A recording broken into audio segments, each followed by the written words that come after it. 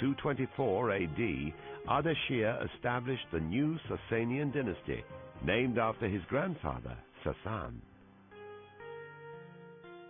It was a time that was, of course, to lead under the Parthians and Sasanians to a point where the Zoroastrian religion became the religion of Iran.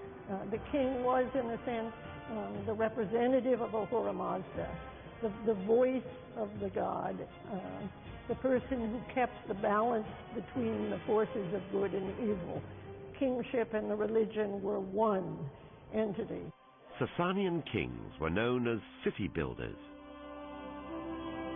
Ardashir's special and unparalleled heritage is the radiant layout of his town. Ardashir Hooray, or the glory of Ardashir, which spreads beyond the city wall and all over the plain like the 20 spokes of a gigantic wheel.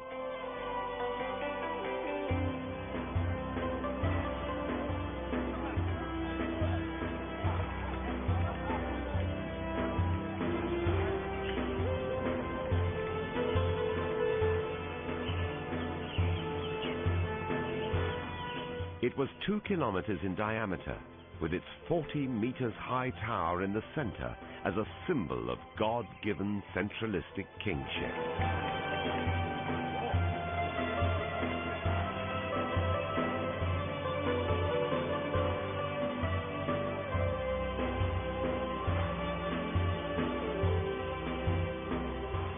The location of the Sasanian Empire between the Far East and Europe had made it not only the link between East and West, but according to J. Darmesteter, as the spiritual bridge for humanity and a crossroad of civilizations. Through this crossroad, Iranian works of art reached the far corners of the known world.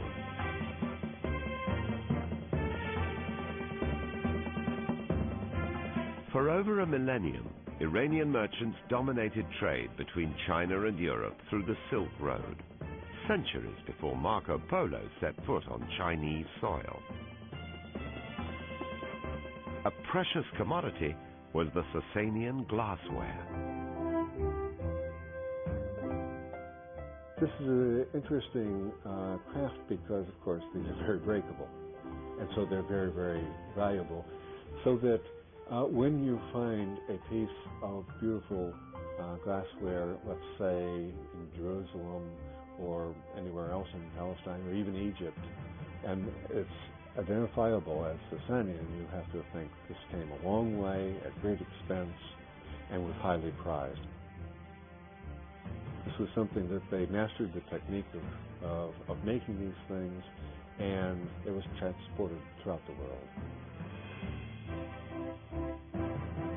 They influenced to the many cultural heritage, and the Japanese Emperor Shomu loved Iranian specimens,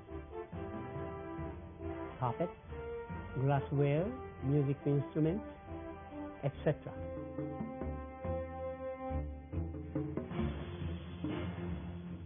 This marvelous Sasanian glass tray, now at the Bibliothèque Nationale de France, depicts the Sasanian king, Anushirvan.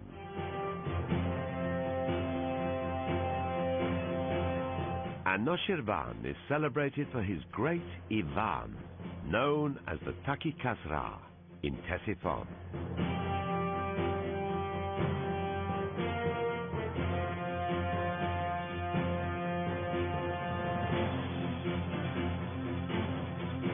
This great Ivan was originally about 50 meters in length, 26 meters in width, and 37 meters in height to the top of the vault.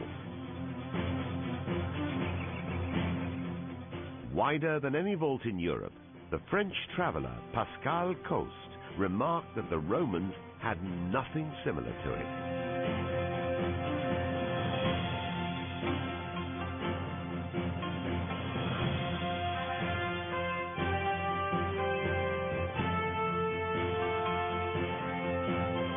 The Sasanian period was a high point for luxurious life in antiquity. From feasting to hunting playing musical instruments to playing chess and polo. Sasanian kings had a special interest in depicting their glorious moments in silver dishes as well as rock reliefs. The image of two animals facing one another is a special feature of Sasanian art. Although this textile you see here was discovered in Egypt, it actually belongs to Sasanian Iran. Here you can see the mythical animals facing each other as well as peacocks. A lot of similar textiles were taken to Europe, and they undoubtedly had an effect on Byzantine textiles. The influence of Sasanian motifs can be seen on the external wall of the 12th century AD church of Saint-Étienne in Beauvais, France, and on the textiles from Italy, Spain, and even remote places in the Far East, such as Japan.